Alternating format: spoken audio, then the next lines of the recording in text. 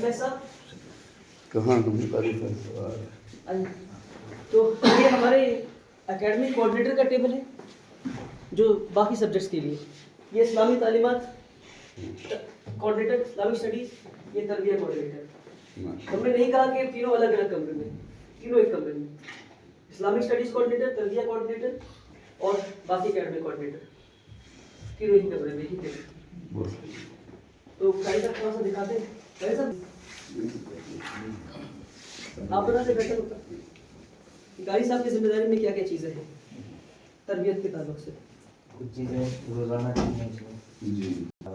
उसके बाद मसनून दुआओं का अहतमाम, और असर के बाद ज़िक्र की मजलिस होती है मगरिब तक। हमारे यहाँ असर के बाद से लेकर के मगरिब तक बच्चे मुसल्ले पर ही बैठे रहते हैं। असर के लिए जमा पूरा वक्त जी तकरीबन आधा घंटा जी ज़िक्र की मजलिस होती है, और उसके बाद मुंतखब हदीस से, ये 5 मिनट का मदरसा है, इससे बच्चों के हिसाब से चुन करके बच्चों को पढ़ते हैं, समझाते हैं, और बच्चे उसमें सवाल भी करते हैं। असम्बली जो होती है हमारे यहाँ, उसके अंदर मसनून दुआ और ज़िक्र का अहतमाम होता है। ये चीज़ें रोज़ाना की है। फिर कुछ चीज़ें वीकली हैं, जैसे जगरात के दिन असम्बली में इस्लामिक क्विज़ है, बच्चों से सवालात किए जाते हैं। सीरत-उन-नबी सेशन फ्राइडे हमारे यहाँ जो है हर जुमा को मगरिब के बाद तकरीबन 40 मिनट का एक सीरत-उन-नबी का सेशन होता है, जिसके अंदर आप सल्लल्लाहु अलैहि वसल्लम की पैदाइश से पहले के हालात को लेकर के आखिर तक के डिटेल में बयान किया जाता है। जो अभी कल जुमा को लास्ट था, तो जहाँ से शुरू किए थे वहाँ तक, जहाँ तक पहुँचे हैं मेराज के वाक़ये तक, ताइफ के वाक़ये तक, तो वहाँ तक से सारे सवालात बना करके कल क्विज़ कॉम्पिटिशन हुआ। और हफ्ते वारी करते करते साल में 2 दफ़ा सीरत मुकम्मल हो जाती है। और ये भी करवाते हैं उनसे, हम ये वाली चीज़ वो करते हैं, एक नॉन आलिम से करवाते हैं काम। रीज़न कि वो रिवर्ट है, वो पहले हिंदू थे अब मुसलमान बने, तो इसलिए हमने कहा सीरत-उन-नबी आपसे करवाएंगे। ये स्टूडेंट तरबिया सेशन है, ये सर लेते हैं ख़ास तौर से जुमा के दिन असर के बाद, उस दिन सर लेते हैं, दूसरे दिनों में बैठता हूँ। फ़हम कुरान है, ये शनिचर के दिन होता है 11 से लेकर के, ये 10 से 11 सर लेते हैं, हमारे साकिब सर लेते हैं शनिचर इतवार 2 दिन, और असर के बाद भी शनिचर के दिन उन्हीं फ़हम कुरान होता है सारे बच्चों के सामने। बिल्कुल आसान ये वीकली होंगे।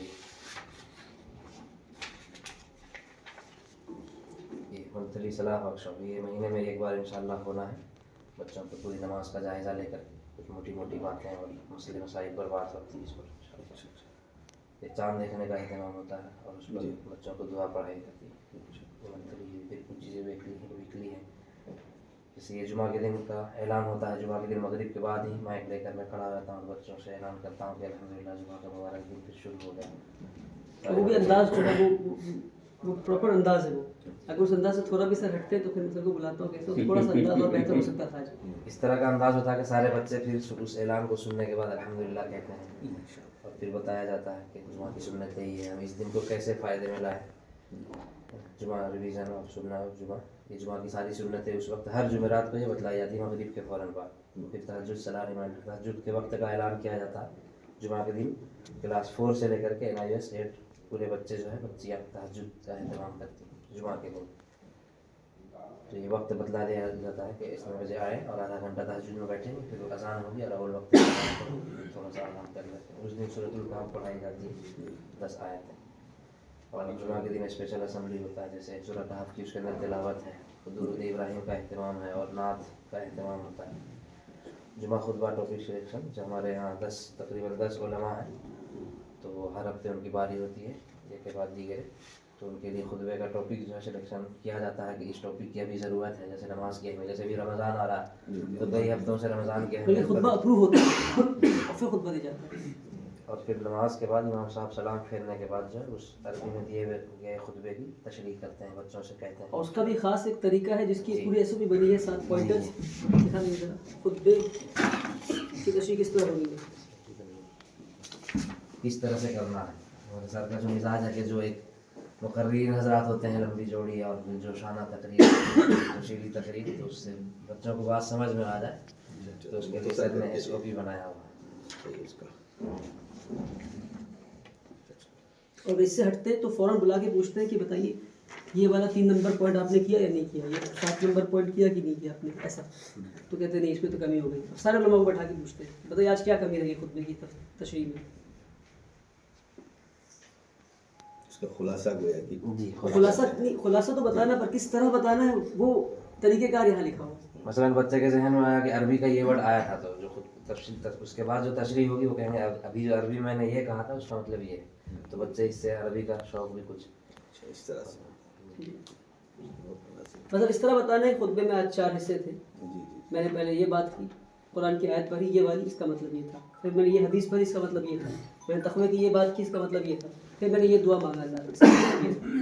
इसके खुतबे को और उसकी तशरीह को बच्चे रिलेट कर सकें, मिला सकें, जी। कि हम उसके अकॉर्डिंग चल रहे हैं कि नहीं चल रहे।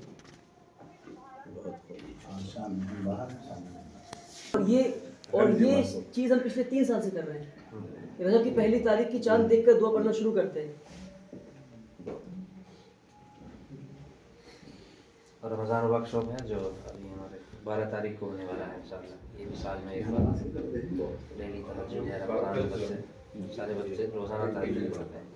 और रमज़ान के दिन जो तालीम जो होती है दीगर दिनों में, रमज़ान के दिनों में असर से मगरिब बच्चे कुरान की तिलावत करें, उसकी तालीम हमारी देखना।